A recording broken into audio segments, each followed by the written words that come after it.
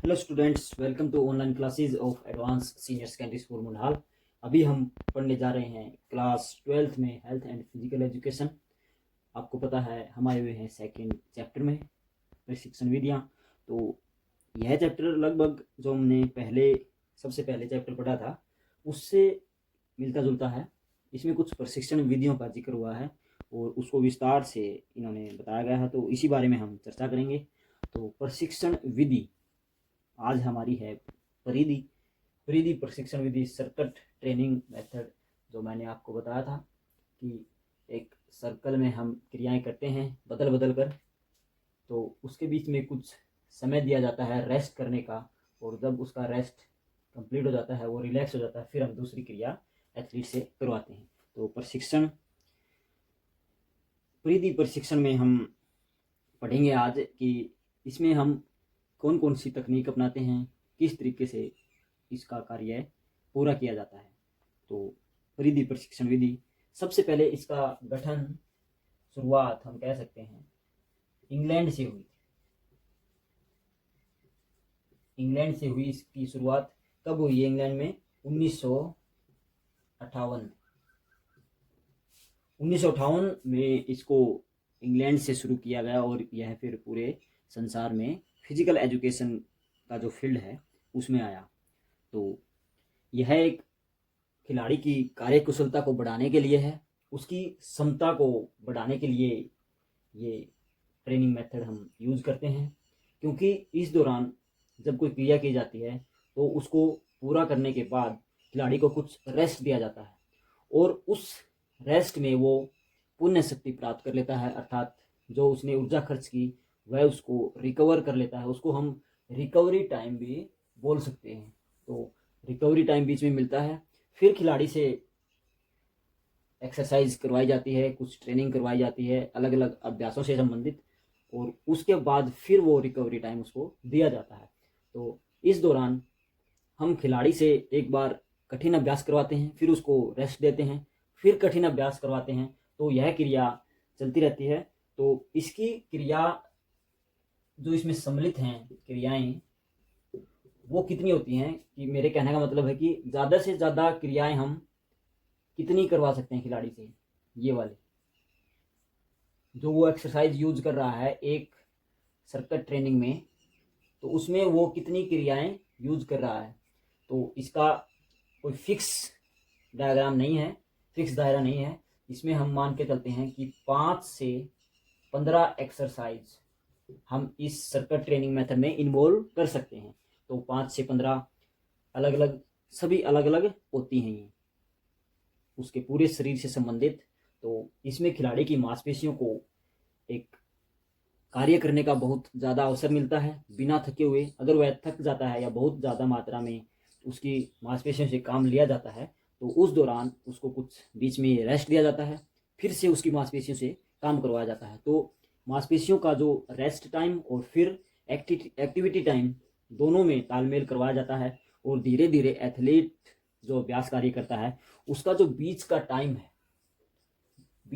है जो एक क्रिया के बीच में है, दो क्रियाओं के बीच में जो टाइम है उसको हम धीरे धीरे कम करते जाते हैं। अर्थात जो रिकवरी टाइम है उसको हम कम करते जाते हैं। तो इससे क्या होगा, मांसपेशियों पर अधिक प्रेशर पड़ेगा, वो अधिक कार्य करेंगी, तो उनकी क्षमता शक्ति में अधिक बढ़ोतरी होगी। अर्थात खिलाड़ी की पूर्ण रूप से, एक एवरेज रूप से उसकी जो हम सहन शक्ति कहते हैं, इंडोरेंस पावर है, वो बढ़ेगी। क्योंकि अगर समय कम कर देंगे तो एक्सरसाइज की जो सघनता है उसमें काफ़ी इजाफा होगा, और उस सघनता के कारण खिलाड़ी की मांसपेशियों पर अधिक प्रेशर पड़ेगा, और मांसपेशियों पर अधिक कार्य लोड बढ़ेगा, तो सीधा सा असर उसकी खिलाड़ी की मांसपेशियों की मजबूती और आकार से संबंधित होता है। तो उसमें आकार में और मजबूती में भी बढ़ोतरी देखने को मिलेगी। तो खिलाड़ी की सहन क्षमता को भी यह बढ़ाता है। तो इसमें कुछ ध्यान, एक और बात कि हमने ये तो बता दिया एक्सरसाइज, मगर इसमें टाइम रैप्स कितना देंगे हम, बीच का जो समय अंतराल है वो कितना होना चाहिए। वो टाइम होगा कम से कम, वो भी फिक्स नहीं है, कम से कम 1 मिनट, और ज़्यादा से ज़्यादा 3 मिनट। तो ये हमारा एक डायग्राम है। इसमें अगर हम अलग अलग एक्सरसाइज जोड़ सकते हैं, वो मैं भी इसका अलग से एक बना लेते हैं। इसको साफ कर देते हैं थोड़ा। तो इसमें कुछ ध्यान रखने योग्य क्या बातें हैं वो हम अभी जानेंगे कि जब हम सर्किट ट्रेनिंग प्रोग्राम या सर्किट ट्रेनिंग एक्सरसाइज का जो डायग्राम बनाते हैं उसमें हमें क्या क्या सावधानियां बरतनी चाहिए, क्या क्या ध्यान रखने योग्य बातें हमें उसमें शामिल करनी चाहिए। तो सबसे पहला है, जब भी हम कोई कार्य करते हैं तो उसका उद्देश्य निर्धारण करते हैं। तो उद्देश्य निर्धारण, तो इसमें भी हमें सबसे पहले इसके उद्देश्य को निर्धारित करेंगे कि कौन सा खिलाड़ी क्या एक्सरसाइज कर रहा है। कि अगर वह रेस से संबंधित खिलाड़ी है तो उसमें हम रनिंग इवेंट्स, लचकता वाले इवेंट्स, फ्लेक्सिबिलिटी वाले इवेंट्स ज़्यादा डालेंगे। और अगर कोई खिलाड़ी बार से संबंधित एक्सरसाइज कर रहा है, वजन उठाने से संबंधित, वेट लिफ्टिंग जिसको बोल देते हैं, उससे संबंधित जुड़ा हुआ है वेट लिफ्टिंग से, तो उसमें हम जो बार उठाने की एक्सरसाइज होती है, खासकर जो जिम वर्कआउट होता है, वो हम ज़्यादा डालेंगे। अगर कोई खिलाड़ी कोई कुश्ती खेलता है तो उसमें हम बार वाला तो डालेंगे क्योंकि कुश्ती में एक बार का भी उपयोग होता है, खिलाड़ी से जोर आजमाइश का भी उपयोग होता है। तो हम कुश्ती से रिलेटेड सभी जो एक्सरसाइज लगभग उसमें इन्वॉल्व होती हैं अधिकतम मात्रा में, वो हम इसमें डालेंगे। तो उद्देश्य हमें सबसे पहले निर्धारण करना होगा कि हम किस खिलाड़ी के लिए ये परिधि प्रशिक्षण व्यायाम अर्थात सर्किट ट्रेनिंग मेथड बना रहे हैं। तो ये हमें उद्देश्य सबसे पहले आ जाता है कोई भी कार्य प्रणाली को चलाने के लिए। नेक्स्ट है उचित चयन व क्रमबद्ध। उचित चयन व क्रमबद्ध करना। अब हमने उद्देश्य निर्धारण कर लिया है कि हम किस खिलाड़ी के लिए ये प्लान बना रहे हैं। तो उद्देश्य निर्धारण होने के बाद हम उचित चयन व क्रमबद्ध करते हैं। जो एक्सरसाइज हमने एक्सरसाइज का समूह इकट्ठा कर लिया, भाई ये एक्सरसाइज डालनी है, मगर उनका एक डायग्राम फिक्स होता है कि पहले कौन सी एक्सरसाइज आएगी, नंबर 2 पे कौन सी आएगी, नंबर 3 पे कौन सी आएगी, फिर नंबर 4, नंबर 5। तो ऐसे हमें करना होगा उचित चयन, अर्थात सही दिशा में उनको लगाना होगा। ऐसा नहीं है कि हम 100 किलो वजन की एक्सरसाइज शुरू में डालेंगे, नहीं, शुरू में कुछ फ्लेक्सिबिलिटी की एक्सरसाइज डालनी होंगी, लास्ट में हम वजन वाली एक्सरसाइज डालेंगे। सर्किट ट्रेनिंग मेथड या एक प्रशिक्षण जो कार्यक्रम होता है उसमें बढ़ोतरी हम कम से लेकर फिर ऊंचाई पर करते हैं। सबसे पहले कम सघनता वाले मांसपेशियों को कम जोर लगता है वो व्यायाम डालते हैं, फिर धीरे धीरे उनको हम बढ़ाते चलते हैं। तो ये कुछ इसके नियम होते हैं ट्रेनिंग के भी। तो उचित चयन में यही हुआ कि एक्सरसाइजों का समूह है, उसमें से हमें निश्चित मात्रा में एक सही एक्सरसाइज छांट कर उनको नंबर 1, नंबर 2, नंबर 3 ऐसे पॉइंट आउट करना होगा। फिर हम अगले में बढ़ते हैं। नंबर 3 है कार्यक्रम का वर्णन, प्रदर्शन व उपयोग।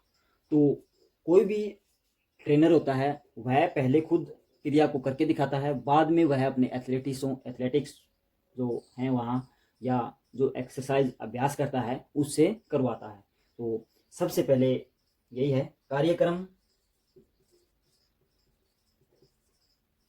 का वर्णन सही तरीके से, डेमोन्स्ट्रेशन बोलते हैं जिसको, दिखाना उनको, प्रदर्शन,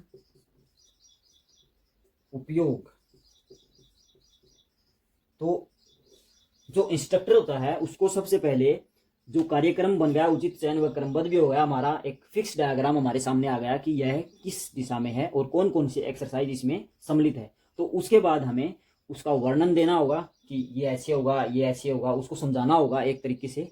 फिर उसका प्रदर्शन करना होगा, डेमोन्स्ट्रेशन देना होगा वहाँ कि ये एक्सरसाइज कैसे करते हैं, स्ट्रेचिंग ऐसी होती है, या हम किस स्टेप में भागने की आगे यूज करेंगे, कैसे भागना होगा, तो वो उसको दिखाना होगा। और उपयोग के तरीके भी धीरे धीरे एक बार डेमो देखकर उसको समझाना होगा, क्योंकि हर खिलाड़ी अगर कोई एक्टिविटी शुरू करता है तो उसको शुरू शुरू में उसका ज्ञान नहीं होता, तो पहले उससे कुछ डेमो करवाए जाते हैं, फिर उसको जो मेन विधि है उसमें शामिल किया जाता है। तो यह भी जरूरी है।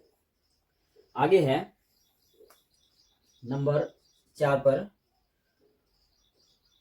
उद्देश्य भी हो गया, उचित चयन भी हो गया, क्रियाओं को सही दिशा में हमने इकट्ठा भी कर दिया, कार्यक्रम का वर्णन भी कर दिया, खिलाड़ी से उपयोग भी करवा लिया उसका हमने, खिलाड़ी ने वो कंप्लीट भी कर दी। उसके बाद हमें हर खिलाड़ी का, ऐसा तो है नहीं खिलाड़ी एक ही होता है, ग्राउंड में कम से कम 5 या 10 15 20 ज़्यादा कितने भी हो सकते हैं खिलाड़ी होते ही हैं, संख्या में मौजूद होते हैं, तो उनका रिकॉर्ड रखना बहुत ज़रूरी है।